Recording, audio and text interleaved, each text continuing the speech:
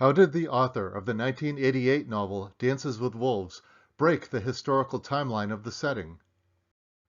And how did he use that to gain sympathy for the Native American protagonists? Let's talk about how and why the timeline is broken before I recommend how to fix it. In an earlier video, we learned how the real Fort Sedgwick in Colorado was built in 1864, then decommissioned and abandoned in 1871.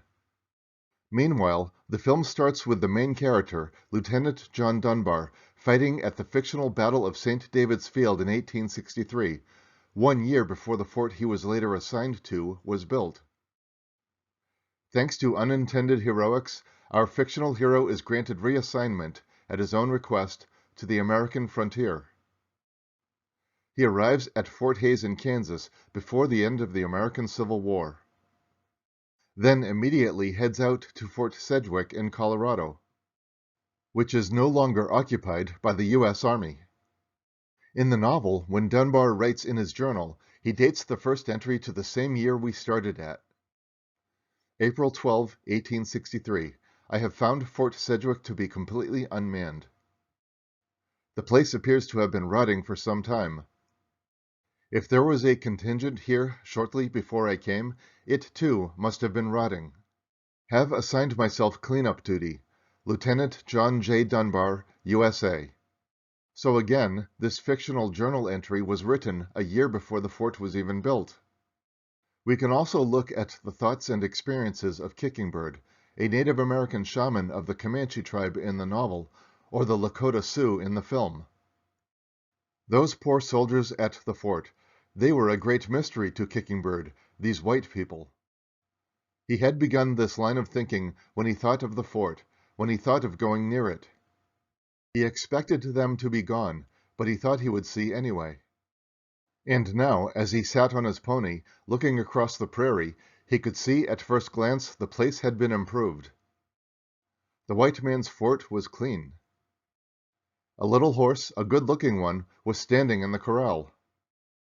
The place should have been dead, but someone had kept it alive. Remember, the place should not have been dead until 1871, 8 years after this fictional encounter. Now let's look at the background of Stands with a Fist, a white woman raised among the tribe. Or, as she recalls being nicknamed, the White Girl of the Comanches. She'd been terrified the summer before, in 1862 by the novel's timeline, when it was discovered that white soldiers had come into the country. The band of Comanches had never met the Hairmouths, except for killing several on isolated occasions. She had hoped they would never meet them. When the white soldiers' horses were stolen late last summer, she had panicked and run off. She was sure the white soldiers would come to the village, but they didn't. Now summer was on them again, and all along the trail from the winter camp she had prayed fiercely for the Hairmouths to be gone.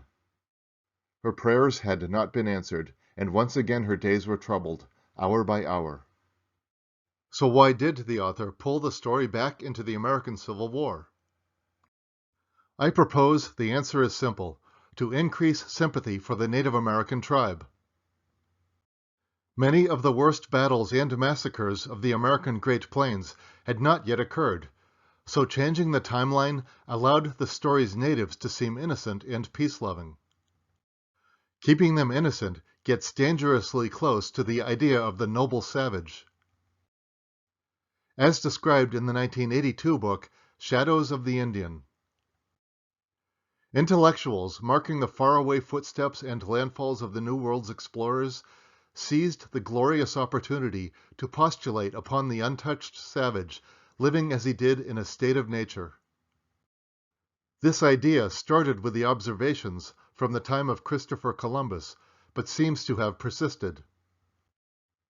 Over and over again, the inhabitants of the Americas were characterized in first-hand accounts as naked, childlike, willing to share anything they possessed, unaware of religion, and unconcerned with laws or personal property.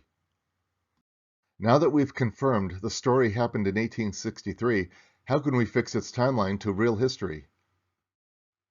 One option is to change the name of the fort and make it completely fictional, in an unspecified state.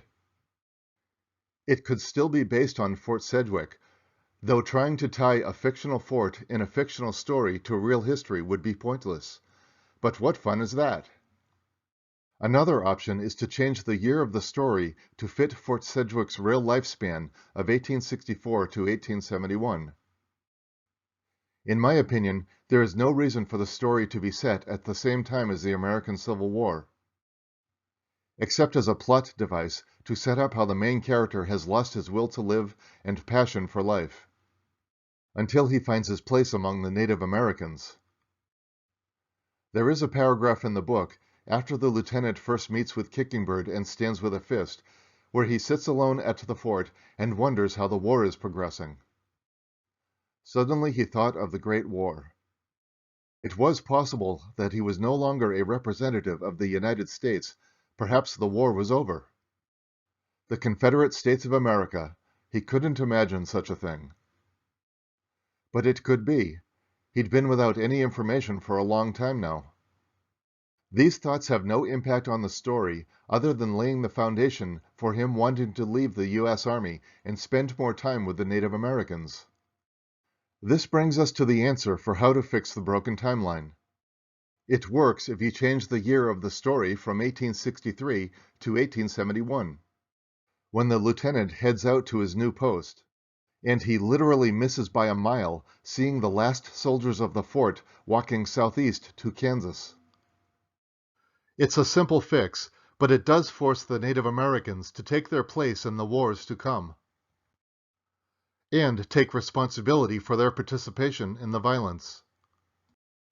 For example, were the Native Americans of this fictional story involved in the real historical 1865 attacks on the town of Julesburg, just 5 miles northeast of the fort? Placing the story in 1863 absolves them of any involvement, whether or not you agree with those actions. This leaves the lieutenant, whose job was to defend that town, free to view the Native Americans as simple, noble, and without fault. But their innocence does not last forever, as the sequel, The Holy Road, has them fully involved in both peace efforts and war with the growing United States. What do you think? Do you prefer the timeline as it is? Or would you like to see the natives more experienced in the conflicts yet to come? Let us know in the comments. Thank you for watching. Please like this video and see links in the description below to watch and read Dances with Wolves.